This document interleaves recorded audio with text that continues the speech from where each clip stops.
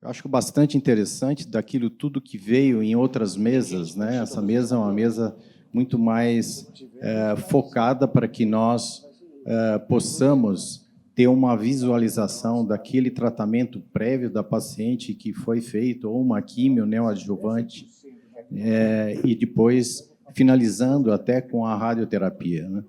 No meu ponto de vista, assim, em relação à radioterapia, em relação ao Ricardo, né, Ricardo? Eu acho que tem os retalhos também, né, que sofrem sobre as radioterapias. Não sei se aquela pele espessada, a radioterapia adjuvante vai dar, porque nós falamos bastante sobre a autoestima, né, o resultado final dessa paciente, né? Então, quanto ao doutor Joaninha, né, doutor Joaninha, está ali, o Evandro. Obviamente, simetrização é importante. Se a gente tiver uma boa equipe, né, que faça até simultânea, a maioria das vezes no hospital escola nós temos isso, é importante para aliviar o peso dessa paciente, dar uma mais harmonia imediata e autoestima, né, para esses pacientes, né. O Vilmar falou tudo, né. Eu me sinto bastante cômodo nessa mesa aqui, né, em relação ao convite feito para mim, de estar aqui, né, com o Fábio. Nós trabalhamos juntos, né? Todos aqui passaram para Santa Casa, exceto de 2 ou 3 que não passaram, quem sabe vão passar. O Bruno está, né? O Paulinho passou também, já todo, né, Fabi? Então, esses outros, inclusive você, né, Pedro, acho que talvez um dia possa passar lá com a gente ou dar alguma informação precisa sobre a radioterapia. Então, o volume da mama, né, tumor, volume da mama é importante. Finalizando, acho que o clipe é importante saber se, de fato, né, todos nós clipamos essas pacientes, a gente fizemos um displacement para fazer uma reconstrução ou tapar, entre aspas, aquele buraco onde que fica aquela loja, né, que é coisa. Fica um pouco difícil isso, né? Então, eu gostaria, então, inicialmente, para as senhoras, que a Fabiana fizesse a sua primeira pergunta.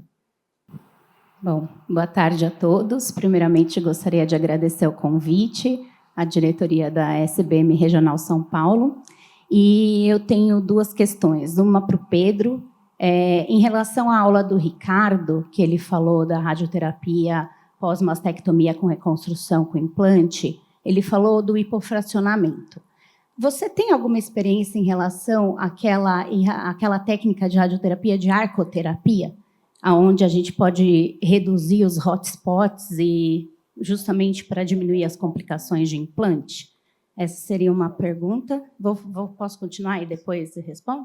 E a outra questão seria em relação à aula do Dr. Vilmar, brilhante, como sempre, né?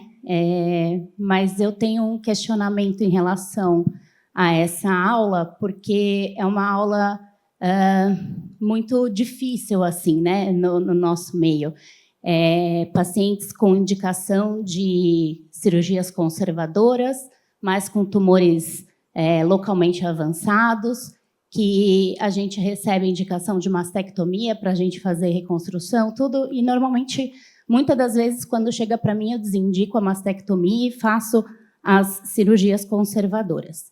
O que você acha que está acontecendo nisso tudo, né? Porque eu acho que ainda existe muita indicação de mastectomia nesse cenário. Você acha que é cultural, é técnica, ou você acha que a gente está tratando mesmo a doença ou a insegurança? Começar, então. Bom, tem dois contextos diferentes aqui de arcoterapia, né? Tem o Rapid Eye, que a gente usa, que é uma evolução do MRT e, de fato, diminui significativamente os hotspots.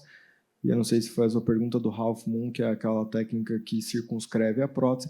Isso é uma técnica bem questionável para reduzir risco de contratura, porque, de fato, a maior correlação de contratura com a rádio está na cápsula da prótese, né? Se você subdosa, lembrando que O corpo humano não é indexado, né, não é absolutamente rígido, então tem drive respiratório, a gente tem que dar margens. Se você subdosa, ali é um local de risco de recidiva. Então, naturalmente, a cápsula da prótese é praticamente poupada, praticamente tratada em toda a integridade. Você poupar, você corre risco de ter recidiva ali. E subdosar núcleo da prótese tem impacto mínimo ou praticamente inexistente na redução da contratura que ela acontece predominantemente na periferia, mas sim o Rapid Arc diminui ponto quente, isso significativamente melhora desfechos estéticos da paciente, desde radiodermite até pontos de fibrose, certamente.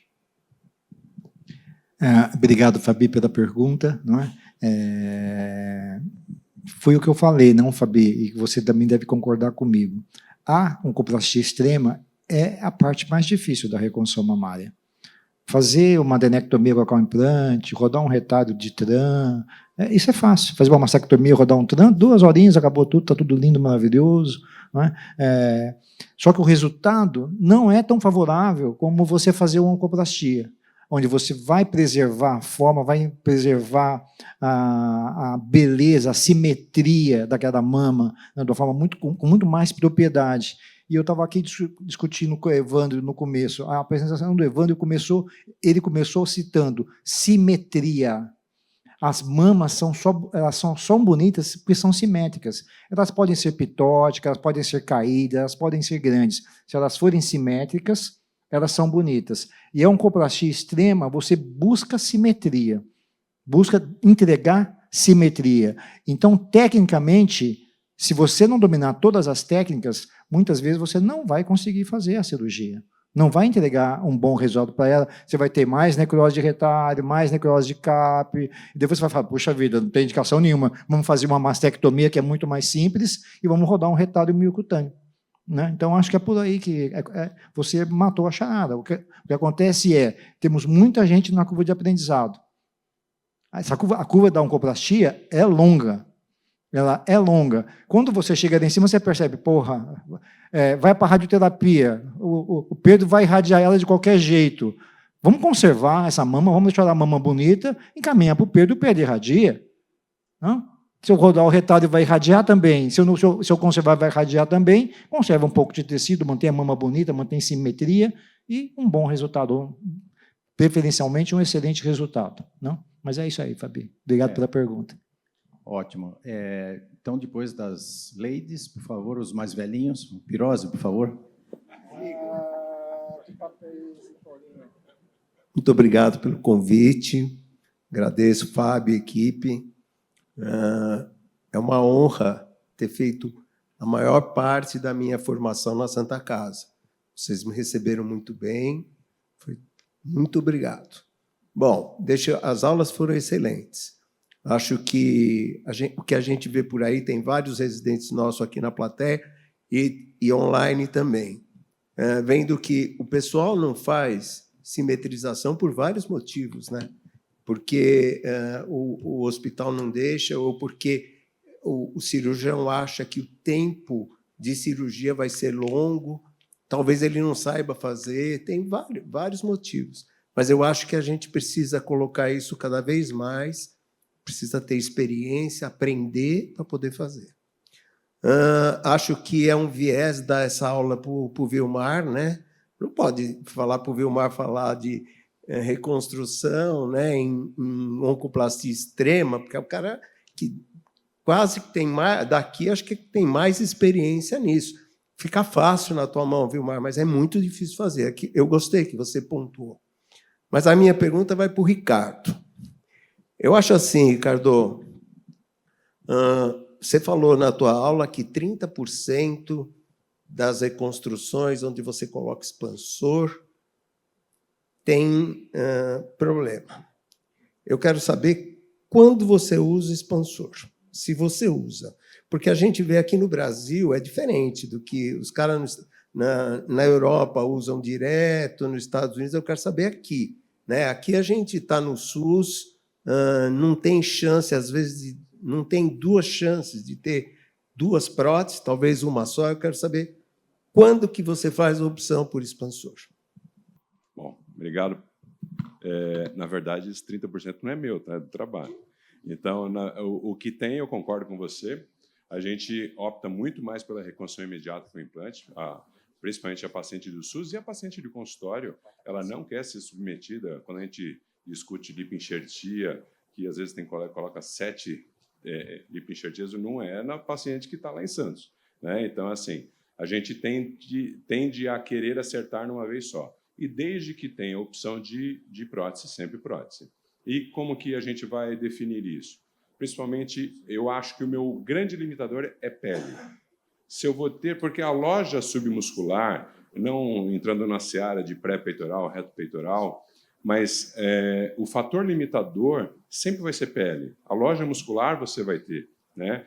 E quando a gente olha todos os trabalhos, e aí eu estava conversando com o Evandro, a gente, na mastologia, a gente fazendo reconstrução, eu acho que hoje em dia a gente eleva um nível de aulas muito melhor, que nada de problema com plástico, mas assim, eles faziam para todo mundo expansor e prótese. E se a gente vai pegar nos livros do Bostwick, qualquer outro livro mais antigo, você vai pegar aquele expansor que está na clavícula, né? Onde que ele não se dava nem ao trabalho de fazer uma loja adequada, como você vai fazer para o implante, e já colocar o expansor, né? Então, eu acho que é uma mudança de paradigma, a gente querer trabalhar mais com a reconstrução imediata com prótese, e é isso que você está falando. Eu também, sempre lá na escola, quando a gente tem a possibilidade, a gente vai, pior das hipóteses, para a sala, com o expansor e com a prótese, né? E sempre, de preferência, colocar a prótese.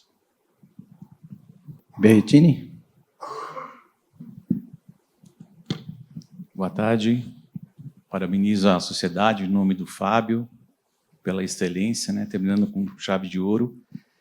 E eu não fui da Santa Casa, mas eu trabalho com muitos de vocês e eu aprendo continuamente. Eu posso falar que vocês fizeram mudar muitos conceitos que eu tinha da minha formação, né? Então, eu agradeço muito. Minha pergunta vai para o Ricardo. Ricardo, excelente aula. E você mostrou os dados ali de contratura após colocação de prótese, mas a nossa realidade aqui é totalmente diferente, né? E eu costumo dizer para os meus alunos que a gente vai lidar daqui a uns anos com quase 60% a 70% de contratura, porque as nossas pacientes estão vivendo mais, graças a Deus, e a nossa realidade SUS aqui é muito diferente do quem lida com convênio e serviços de referência, né? Eu, na minha região, por exemplo, eu tenho 4 vezes mais contratura no SUS do que no convênio. E aí, pensando que a gente vai ter que trabalhar lá na frente com as complicações, eu queria saber de você, o local de inserção da prótese, se você já pensa qual que seria o melhor local de inserção para resolver a contratura pós-operatória dali a alguns anos, né? Mas antes de você responder, só uma colocação para o Evandro. Você pegou o tema mais traiçoeiro dessa tarde, né? Porque você viu que você trouxe só artigos estrangeiros, né? E não dá para comparar a nossa mulher, a nossa paciente, com a europeia ou com a americana. E o que eu mais escuto quando a gente vai indicar cirurgia para a paciente é ela, o marido, a mãe, a filha, falar: graças a Deus, agora você vai arrumar sua mama, né? Elas não se veem sem fazer uma simetrização. Então, eu também não vejo mais fazendo oncoplastia de não trabalhar as duas cirurgias, as duas mamas de imediato. Aproveitando o gancho, eu acho que a única condição nos dias de hoje, a gente não vai fazer uma simetrização, é no início de uma formação, que quem já fez aqui um curso de reconstrução, né, desses que nós temos, graças a Deus, a sociedade, a pessoa, quando está começando, ela não se sente à vontade de fazer bilateral, principalmente se ela estiver sozinho no serviço dela. Eu acho que é a única justificativa nos dias de hoje. Mas, voltando na minha situação, na verdade, essa contratura você vai ter, lógico, muito mais na radioterapia, mas você também vai ter na paciente que colocou uma reconstrução com implante, você vai ter uma taxa alta, e essa paciente você sempre vai ter o retalho para uma segunda opção. Não tem o que você fazer para minimizar. Você tem que ter uma técnica cirúrgica adequada, a colocação de dreno, evitar seroma, hematomas, e é isso que vai poder minimizar a taxa de contratura. Fora isso, você vai estar liberando seus 40% de taxas, como o Peter Cordeiro já tinha lá no expansor, e vai gerar em torno disso. Não tem jeito. E o local da inserção da prótese, pré ou pós-peitoral? Você acha eu só vou colocar prótese. Isso é um conceito que eu trago para mim. Eu sei que o pessoal de Jaú, o Ailton e o o João usam. Eu só coloco prótese pré-peitoral se eu tiver todo o plastrão da mama íntegro. Eu só vou colocar pré-peitoral se eu fizer uma incisão inframamária. Se tiver uma incisão ao longo do tecido da mama, eu sempre vou optar por reto peitoral. É um conceito que eu tenho muito mais por segurança. Eles têm experiência nisso que eles fazem, mas eu não pago para ver. Obrigado. Bruno, alguma pergunta do chat ou uma pergunta tua, se quiser? Depois a gente vai abrir para a plateia rapidamente. Sem pergunta no chat aqui. Vou fazer uma pergunta para o Ricardo e para o Pedro também já responder. Hoje em dia evoluiu bastante a técnica de mastectomia, nipple sparing, skin sparing, e até um trabalho do Gonçalves, ele coloca a classificação da mamografia, da mama a partir da mamografia, então tipo 1, tipo 2, tipo 3. Na qual ele mede a espessura entre a pele e a glândula. Você utiliza essa espessura para se basear nas suas cirurgias de mastectomia e para decidir onde vai ser colocado o implante? E para o Pedro, se chega uma paciente com um retalho tipo 3, que é uma espessura aí de 2 centímetros, você irradia essa mama, você vai se basear fazer uma ressonância para ver, ou você considera como se fosse uma mastectomia? E se a paciente for mutado também? Respostas breves, por favor. Não, se eu for colocar nessa condição, é lógico que a gente leva em consideração o que você tem da mamografia, mas o intraoperatório é quem acaba definindo, né? Se você tem aquela mama que você está intimamente ligado à derme, você vai colocar essa prótese reto peitoral, independente do que a mamografia mostrou, que nem sempre vai ser, mas são muito concordantes. Mas o intraoperatório é que acaba definindo, né? Eu tenho um risco, esse retalho sofreu, se eu fizer eu fazendo ou o residente fazendo, eu sou mais tendencioso a colocar reto peitoral, porque nada contra eles, né? Eles sabem. Você vai danificar mais a tração dessa pele, o instrumental tem que ser delicado, tudo isso daí implica nessa tua reconstrução. São vários pontos. Em relação à rádio e indicação de tratamento pós adenomastectomia, nipple skin sparing ou skin sparing, acho que são os tópicos mais controversos em radioterapia. Isso suscita inúmeras discussões, a gente brinca lá no grupo que é discutir em mesa de bar, porque de fato tem muitas variáveis envolvidas. Muitas vezes a ressonância pode superestimar o volume residual, você não pode esperar tanto tempo depois da cirurgia. Via de regra, se for uma condição onde a paciente não vai receber quimioterapia, ou seja, uma rádio pós-cirurgia, não tem um timing ideal para começar. Muitas vezes a ressonância pode superestimar esse retalho. Então, seguindo premissas oncológicas corretas, a gente considera a adenomastectomia nipple skin sparing como uma cirurgia radical e não indica a rádio por conta disso. Agora, claro, sobre o retalho de forma um retalho muito espesso, enfim, ou conversando com o cirurgião, a cirurgia, pelas condições anatômicas da paciente, eu não consegui chegar no ideal, pode ser um fator de decisão para a indicação da rádio. Ótimo. Plateia, Fabrício, por favor. Queria colocar uma reflexão, escutar um pouco o Vilmar, o Ricardo. Eu acho que as aulas se complementaram. Começou com uma reconstrução com implante e radioterapia, que eu sei que vai evoluir numa simetria importante, e eu vou reoperar essa paciente N vezes. A gente abriu um ambulatório de reconstrução, né, cabelo lá na Unicamp, em 2011. Eu fazia só TRAN dorsal. Hoje, praticamente, o que eu faço é lipoenxertia, capsulotomia, troca de próteses, às vezes 1, 2, 3, 4. Isso é tão importante que no Reino Unido, o NHS, eles estão tentando deixar um número fixo de reoperações. A partir de 3, 4, não se paga mais reoperações. Porque essa é uma paciente que vai reoperar continuamente. E uma coisa no serviço público mais que no privado, porque ela sabe que ela chegar lá, não estou satisfeito, reopera. Não ficou bom, reopera. Então, acho que chegando na oncoplastia extrema, quanto a gente puder evitar de prótese com radioterapia, acho que é o melhor cenário, né? Queria ouvir sua reflexão, Vilmar, sobre isso. Sem dúvida nenhuma, né? Eu estava conversando lá fora com o pessoal do laboratório e comentei com eles, quanto mais você agrega de material na sua cirurgia, mais você agrega de complicação. Então, se eu coloco um implante, e coloco o implante, depois coloco também uma tela grande, eu juntei 2 materiais para complicar. E se complicar, a complicação é grave. Daí, por isso que a gente tenta evitar e fazer a oncoplastia extrema. Mais vale deixar tecido residual Mais válido pedir para a Nil fazer a radioterapia depois, ou pedir para o Pedro fazer a radioterapia, do que eu fazer uma mastectomia, jogar um implante e esperar a taxa de complicação, que ao longo dos anos, ainda mais com o advento da subcutânea, vocês vão ver que vai ser cada vez maior. Então, nós temos que realmente pensar nisso. E se você tem indicação de oncoplástica extrema, se dá para fazer, né, se você abriu aquela porta da conservadora nesse tumor tão grande, entra nela, faça essa cirurgia e faça bem feito. Você está ganhando tempo, não está perdendo tempo e demorar um pouco mais nessa cirurgia dessa paciente. Vale muito a pena, na minha opinião, Fabrício. Ótimo. Doutora Thalita, perguntas rápidas, respostas rápidas. A gente já está com o tempo. Eu gostaria de perguntar para o doutor Evandro, acho que o doutor Vilmar também pode complementar, na questão da simetrização imediata.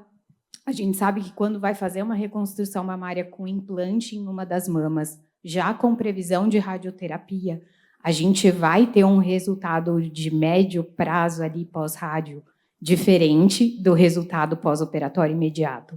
Então, eu simetrizar a mama contralateral nesse mesmo momento, em questão de 6 a 12 meses, essa mama já não estará mais simétrica, muito provavelmente, pelos efeitos aí que a gente sabe que a radioterapia pode ter na mastectomia com prótese. Então, eu queria saber como vocês costumam abordar isso, né, nas pacientes, se vocês fazem a reconstrução imediata nesse cenário e depois ressimetrizam, se necessário, ou se vocês optariam por conversar com a paciente de aguardar um resultado mais definitivo pós-radioterapia. Aí, acho que o doutor Fabrício complementou que muitas dessas pacientes vão precisar de procedimentos cirúrgicos subsequentes para reparos finos e melhora ali da masté pós-rádio. Se vocês costumam fazer essa simetrização no mesmo momento e ressimetrizam depois, a depender da necessidade, ou se vocês optam por aguardar ali um resultado mais definitivo. Evandro, resposta rápida, Evandro, por favor. Na simetrização com o implante. Ouvindo a sua pergunta e olhando todas que eu já fiz, quando as lojas retropeitorais eu não fiz direito, a minha simetria foi maior. Então, hoje, eu simetrizo, se for retro ou pré-peitoral. Nas pré-peitorais, a gente, né, tinha um conceito de que prótese só conversa com prótese, mas hoje, com as pré-peitorais, a simetrização tem ficado bem. E uma loja bem feita, retromuscular e bem feita, que eu falo, alguns anos fazendo, a simetria tardia não é tão evidente para eu ressimetrizar. Então, hoje, eu não tenho ressimetrias. Ok. Fábio, por favor. Muito rápido, parabéns a todos. Pedro, você falou do fio radiopaco. Você sabe dizer, muito uma solução muito importante para nós, no sistema público de saúde, que nós não temos os clipes disponíveis. Você sabe se esse material radiopaco é o mesmo da Gaza? Eu tinha feito essa pergunta aqui para ele. Estava comentando disso aqui, pode ser uma solução muito mais barata, mas não é. É um material radiopaco específico com FDA approval. Não sei te falar exatamente o material, mas eu sei que ele não é palpável pela paciente, mesmo quando você coloca o fio radiopaco bem próximo da superfície, então não vai trazer um defeito estético ou incômodo para a paciente e não impacta também depois na sequência do follow-up. Mas é um material diferente, não sei te dizer exatamente o material que é desse fio. Obrigado. Vou só complementar agora a do Fábio, rapidinho. Pedro, geralmente, você está mostrando nos trabalhos que você geralmente colocam de 4 a 6 clipes seria o ideal. Eu acho, pelo menos aqui, eu conheço, acho que a maioria não coloca de 4 a 6. Acho que você também não chega a pegar isso. Para você, geralmente, se a gente colocar um clipe, pensando em que ele, vamos dizer, não vai ter um deslocamento, que você comentou ali nos trabalhos, que mostrou 50% pode ter um deslocamento por seroma, hematoma, e 27% ainda por um split do tecido. Se colocar num plano profundo, a gente fixar, então faz uma fixação, geralmente eu faço um ponto junto com ele ali para você, ajuda? Para lesão mais extensa, pouco, porque eu vou ter apenas um parâmetro pontual para a determinação do leito, né? Nessas oncoplastias, a gente é absolutamente privilegiado de ter um grupo fantástico. Santa Casa é um time espetacular. Eu tenho o privilégio de trabalhar com muitos dos que estão aqui. Cabe muito a experiência do time para isso. Agora, para a determinação do leito, as oncoplastias com lesões maiores, mais volumosas, é muito mais difícil determinar o leito com perfeição. A gente vai usar tudo que a gente comentou. Então, ressonância com deformação 3D, PET, todos os elementos anteriores. E aí, no mundo ideal, era isso. Mas eu nunca peguei uma paciente com 6 clipes na minha vida. Ok. Por favor, doutora, a última pergunta para depois irmos para a votação. Rapidinho aqui, gente. Parabéns pela mesa, brilhante. Eu queria só fazer uma complementação. Nós temos uma casuística, que é uma defesa de dissertação de mestrado dentro da Universidade Federal de Goiás, em que nós fizemos qual é a influência do clipe nas pacientes com oncoplastia, na presença de clipe e não clipe. O Regis faz parte dessa casuística conosco, nós temos 150 pacientes que foram avaliadas, e o interessante para colocar para vocês é que quando fizemos a comparação das pacientes clipadas com a não clipadas com oncoplastia, basicamente as pacientes que foram clipadas, perdeu-se quase o benefício de se clipar perante ao volume irradiado para o buche. Então, o que a gente chega de conclusão? Que, de fato, para aquelas mulheres que fazem oncoplastia, o volume do buche ele acaba sendo maior por conta da disposição dos clipes que são colocados e que é fundamental. Por toda a dificuldade que existe, ainda é melhor ter clipe do que não ter clipe. Só que na presença do clipe para as mulheres que fizeram oncoplastia, esse volume irradiado ele é maior. Significa que a gente vai sim estar trazendo um dano maior para o buche. E vale como reflexão, não tem melhor buche do que aquele que eu vejo. Então, vale para quem tem a oportunidade de fazer radioterapia intraoperatória para essas pacientes com oncoplastia, porque daí sim você retira o tumor, eu estou com a máquina de radioterapia lá, não vou ter perda geográfica. O Gustavo Nader tem uma publicação fantástica em que ele coloca que a perda geográfica nas pacientes com radioterapia externa chega a quase 70%, e com a rádio intraoperatória não há nenhuma possibilidade de errar o leito tumoral e muito menos estar preocupado com o seroma. Só essa lembrança que eu queria complementar dentro da sua aula, Pedro, mas foi fantástico. Parabéns. Bem, agora vamos para as votações. Vamos para a votação, por favor, Renata. Vamos lá, então, para a primeira pergunta. Radioterapia adjuvante altera a técnica de reconstrução imediata? Pessoal online, 71% diz que não. E ela está mudando para 75%, e a plenária aqui, 81%. Segunda questão, simetrização na reconstrução mamária imediata. O pessoal online votou que sim, em 88%, e aqui basicamente 100%, 97%. Tumor de grande volume ou de localização desfavorável. É factível realizar a cirurgia conservadora? Dr. Vilmar, 100% sim, e 98% aqui da plenária. E a última questão, a não colocação de clipe na cirurgia oncoplástica pode aumentar a probabilidade de buste impreciso? 100% sim e 85% na plenária sim também. Bom, pessoal, então por hoje... Eu acho que só um momentinho, eu gostaria só de fazer uma colocação em relação ao Fábio, que está começando a fazer a sua gestão aqui, a respeito da mesa de ontem de saúde pública, né? Eu lembro que se de cima para baixo a gente não consegue, a gente tem que começar de baixo para cima. Eu lembro muito bem no momento que nós tivemos a Diretas Já, lembra disso, né? Onde toda a população se mobilizou para que saísse a ditadura para a democracia. Eu acho que a gente tem que fazer isso. Então a gente tem que pegar, né? Esse é o foco principal da gestão do Fábio.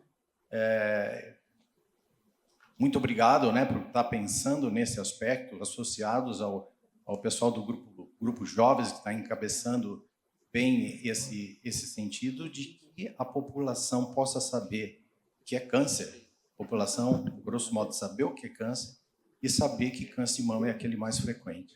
Então, a população fazendo isso, obviamente, nós vamos fazer conquistas muito mais em relação aos tratamentos mais elaborados, como quimioterapia e cirurgias e assim por diante. Pessoal, obrigado a todos. Então, agora, para Eu só tenho um recado. Amanhã, ao invés de começar às 8h30, então começa às 8h50, tá bom? 8h50 amanhã.